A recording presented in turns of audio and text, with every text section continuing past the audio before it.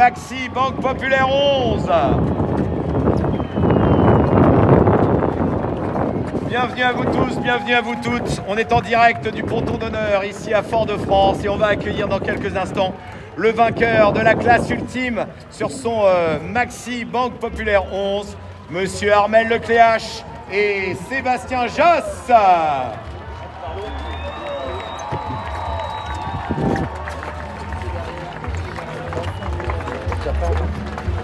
Attention à vous, on laisse les équipes appomper, merci.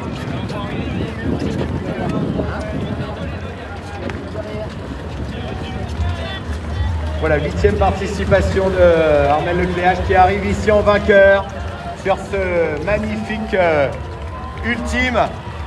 Le public, je compte sur vous, que vous soyez sur le quai, que vous soyez sur les hauteurs, faites-moi du bruit.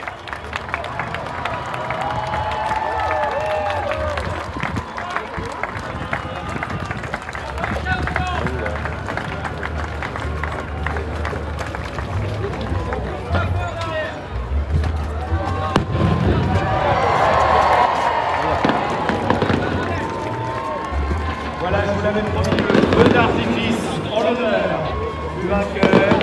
On avance, on va avancer. Depuis le Fort Saint-Louis. On va profiter de ce moment magique.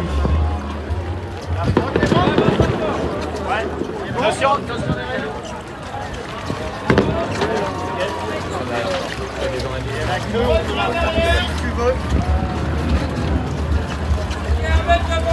Voilà, manœuvre toujours très délicate bien sûr, on va laisser les équipes faire leur travail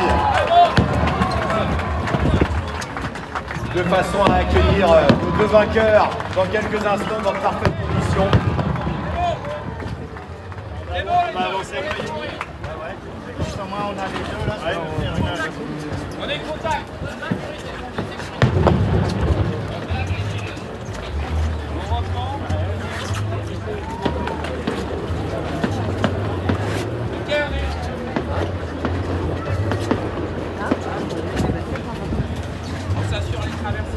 Ok, traversier, on est bon. On a 3 traversiers, PE. Donc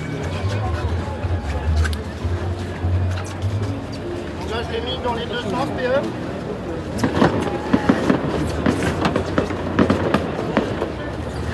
Traversier là. Ouais, je vois, il est en haut là. Ouais, t'essaies de mettre de petits gardes, ne pas les points. Après, ok. Et dès que je peux remettre.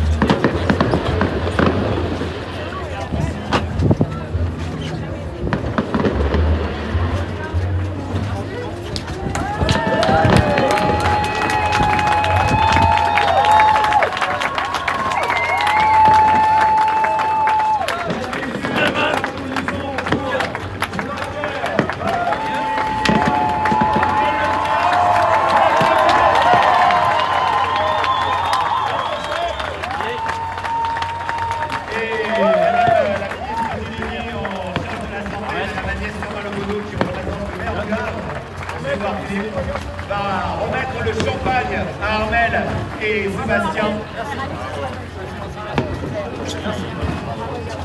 Le public de Fort-de-France, je compte sur vous. Armel Lecléache, Sébastien Josse, vainqueur dans la catégorie ultime de la Transat Jaguar au Normandie-Le Havre 2023.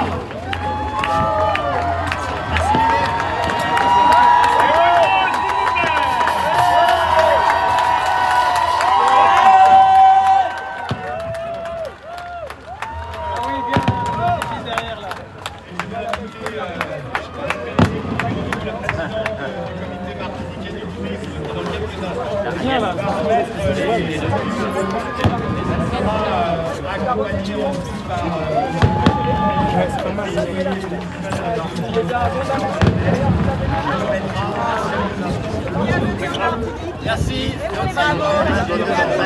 Merci beaucoup. Tous les trois comme ça, avec les... Ouais, monsieur Grand Maison. Ah, formidable. S'il vous plaît. Voilà, s'il vous plaît. Voilà, on va laisser passer, bien sûr, merci, la corbeille de fruits dans quelques instants. Allez, allez. Pour voilà, nos amis puissent se rafraîchir un peu. Yes. Vincent, attrape la corde. Et le connard qui va célébrer la victoire. Levez-vous les gars. Levez-vous, levez-vous.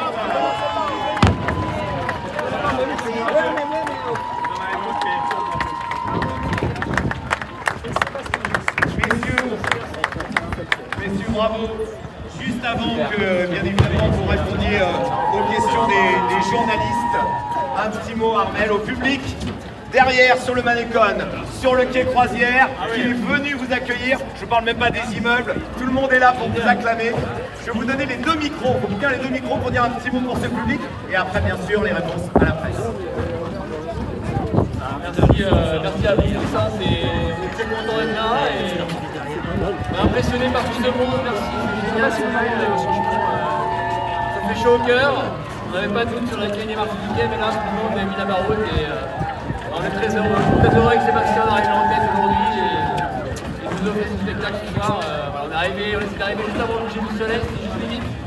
Mais voilà, on est très heureux de vous retrouver ici et on va faire la fête. Ok. Allez, question. Journaliste. Merci Armel. On va laisser maintenant la presse et la production, bien sûr, image, vous poser la première question. Les officiels sont partis, C'est ils sont bon. encore là, ok? Parce que c'était compliqué pour les journalistes. Allez. Alors si on est... Est-ce qu'on Voilà, est je vous toujours en laisse. direct? C'est bon, c'est bon. Allez-y. Armel Estelle, vous venez de faire 10 minutes sur ce bateau. Ça fait quoi en tant que marin de franchir cette ligne d'arrivée à Port-de-France? C'est déjà une grande satisfaction de gagner avec ce bateau. C'est la première grande victoire de Formule 11. Il y a 2 ans, on était là pour la première course ici à Martinique. Et cette année, voilà, on récolte un peu le fruit de notre travail, tous ces mois de petits détails qu'on a pu faire avec l'équipe pour optimiser, fiabiliser et améliorer la performance du bateau. Et on l'a démontré sur la course qu'on avait de la bonne vitesse. Même par moment, on a une très bonne vitesse. Ce qui fait que ouais, on est super content avec Sébastien. C'était une super course. 14 jours qui sont passés très vite. C'est quoi justement le premier sentiment quand vous passez la ligne là? Il y a des yeux qui brillent un petit peu de... La satisfaction du travail accompli. C'est vrai que ça fait 2 ans qu'on travaille sur le bateau, on a vécu ensemble avec Armel. Donc, il y a eu beaucoup d'entraînement et cette course-là était pas facile. Il a fallu aller la chercher. Il y a eu la sortie de la manche dans des conditions musclées, dans le Gascogne. Elle a été très complète avec un retour au contrôle. Il a fallu mettre du charbon. Donc quand on arrive, on était satisfaits tous les deux. Voilà, et heureux en tout cas de ce travail parce que le bateau, on l'a découvert au fur et à mesure des milles. Et comme il dit, il y a une bonne vitesse et il y a une bonne longueur pour les courses à venir. En fait. Et vous avez beaucoup de vent en plus aujourd'hui, hein? Ouais, Ça a filé. Il y avait de la lisée assez établie effectivement là pour finir, donc ça allait vite. On a fait des belles moyennes à plus de 35 nœuds sur la fin, donc c'était très rapide. Mais toute la course a été rapide, à part au niveau de Madère, on a eu un petit arrêt avec peu de vent, mais finalement toute la course on a volé avec nos bateaux. Des conditions incroyables dans tous les sens, puisqu'on a eu du près, du portant, du reaching, il y en a eu pour tous les goûts. C'est vrai que 14 jours de course, quasiment 10 000 milles parcourus, c'est un tiers de tour du monde avec ces bateaux, ça va vite. Hein. Donc voilà, on montre qu'à l'arrivée le bateau il est en super état, on peut repartir quasiment traverser l'Atlantique, ramener à l'Orient demain. Donc c'est génial, c'est un bateau qui est arrivé à maturité aujourd'hui avec voilà, beaucoup de travail, toute l'équipe derrière nous là, qui a fait du gros boulot pour que nous on puisse l'utiliser à 100%. Et on l'a montré dès le départ. Le départ était quand même assez dantesque à voir, moi c'était quand même assez. Moi j'avais pas fait de départ de course depuis longtemps comme ça dans des conditions avec 30 nœuds, 35 nœuds, on a eu 45 nœuds devant Cherbourg.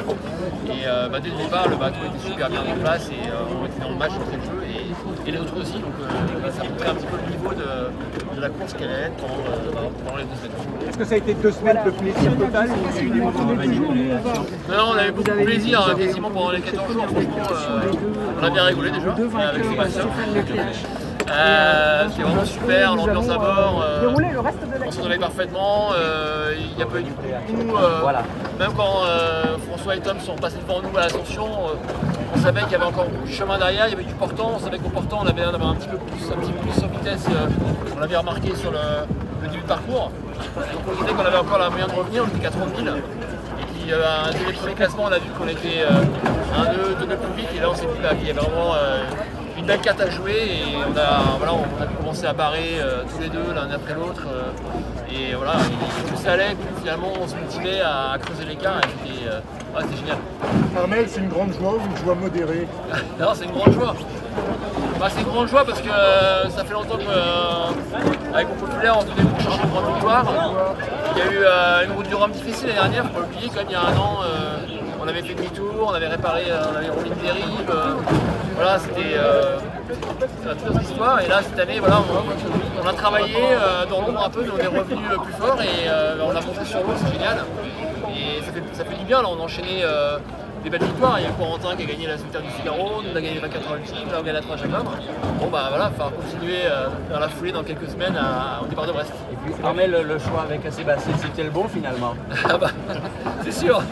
Merci. Il n'y a pas de doute, il n'y a pas de doute. Sébastien en plus, avec son expérience en ultime, dans tous les domaines, il n'y a pas photo, il fait partie des meilleurs marins français de la course au large. Et puis il avait déjà gagné la 3 Jacques en plus. Donc lui il connaissait le chemin.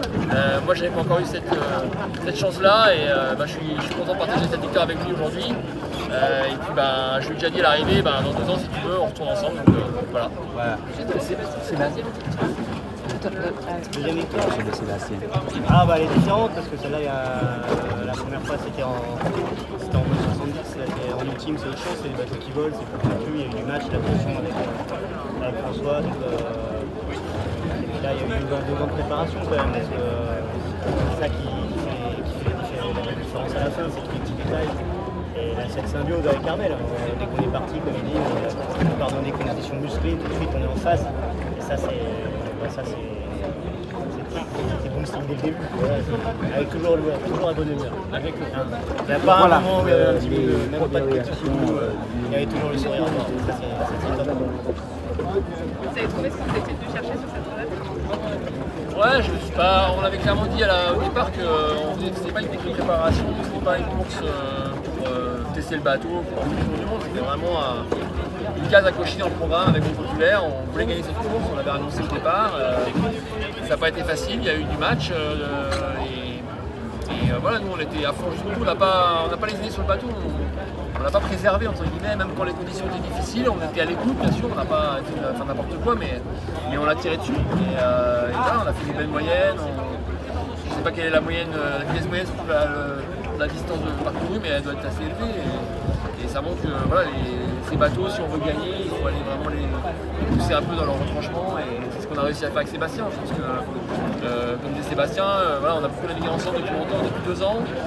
On a beaucoup navigué cette année, peut-être on est un des équipages à avoir plus navigué ensemble sur le bateau cette année parce que on avait un programme justement d'entraînement assez long. Au mois de mai, on est parti quasiment faire un parcours assez similaire et ça porte ses fruits aujourd'hui.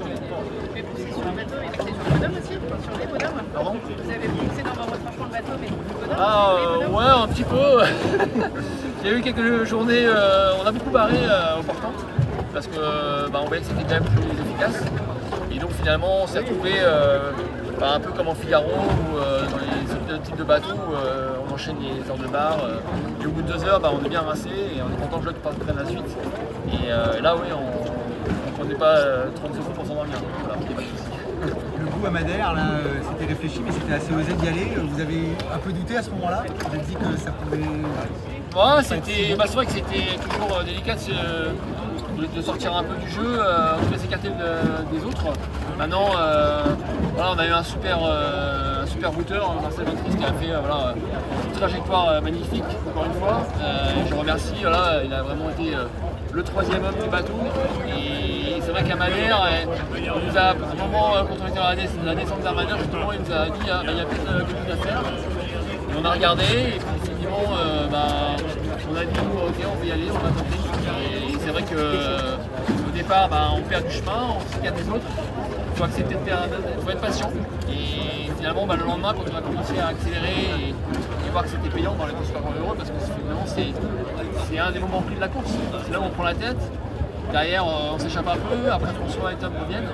Mais finalement, voilà, on pose les cartes sur les courses en direct. Il y a eu un coup de frayeur pour le contournement de l'île de l'Ascension. Vous avez perdu la tête de la course. Ouais, alors c'est vrai qu'auprès, SVR est un peu plus vite que nous. nous, ils ont tiré les meilleurs bords que nous. C'est vrai que nous, on est tombé dans 2-3 nuages qui ne nous ont pas aidés. Ça nous a bien fait perdre notre avance. On a quasiment plus de 100 000. Mais voilà, on était dans le match encore en passant l'île. On avait 30 minutes de retard, c'était à peine 1 heure. Donc c'est rien à l'échelle de ces bateaux. Il restait encore 5 jours de mer. On savait qu'il y avait encore du match important. Et dès le soir, finalement, on était déjà en contact avec eux. Donc non, on n'a pas douté, mais c'est vrai que les voir revenir comme ça nous a mis un peu de pression. Vous connaissiez par cœur le bateau, mais est-ce qu'il vous a surpris, Seb, par exemple, est-ce que votre vitesse au portant, là, qui était plus élevée manifestement que les autres, est-ce que ça t'a surpris, toi? On l'a découvert clairement dans la course, dans le moment de la saison, on n'avait pas cette facilité. Et on a trouvé ses réglages et on a vu c'est un point fort et il y en a encore. Hein. Je pense qu'il y a encore plein de choses à découvrir sur le bateau. Puis on l'utilise, maintenant il arrive à maturité, on peut tirer dessus, le bateau est fiable. Donc, quand on arrive dans ces retranchements, c'est sûr que le bateau progresse parce qu'on va encore un peu plus loin, encore un peu plus loin. Faire des moyennes de 40 nœuds, au début ça nous fait un peu peur, maintenant c'est presque monnaie courante. Donc on n'hésite pas à pousser 40, 42, 43. Ils sont faits pour ça, à terme ils sont faits pour ça, donc, et on s'y habitue. Et ça devient, si on est en dessous, si on n'est pas à 40 nœuds, c'est qu'on n'est pas bien réglé quelque part. Mais c'est ça, hein, et les derniers jours c'était ça. Même à 100 000 de l'arrivée. Ouais, mais là même cet après-midi, on faisait des moyennes à 37-32 nœuds. Le bateau était super, ça volait littéralement, le bateau était totalement hors de l'eau, c'était génial quoi. Et sans stress, c'est vrai que peut-être après 14 jours de mer, c'est vrai qu'on Sébastien, on est habitué à vivre sur le bateau à ces vitesses-là, le bruit que ça peut faire, l'inconfort que ça peut avoir, mais finalement, ces bateaux, c'est fait pour ça. Donc, on commence à les maîtriser. Je pense que le bateau a encore la marge de progression, c'est ce que je disais tout à l'heure, le bateau arrive à maturité. Il y a 2 ans, on avait du mal notamment par rapport à Gitana, qui était le bateau référence, qui dominait vraiment le circuit. Et là, aujourd'hui, on a vraiment franchi un step. Donc c'est bien, c'est de bonne augure pour les prochaines décisions. Merci beaucoup. On va continuer dans la salle de presse pour la conférence. Merci beaucoup. Merci de votre compréhension. Vous pouvez d'ores et déjà monter dans la salle de Lumina au 10e étage. Pour les médias uniquement, merci.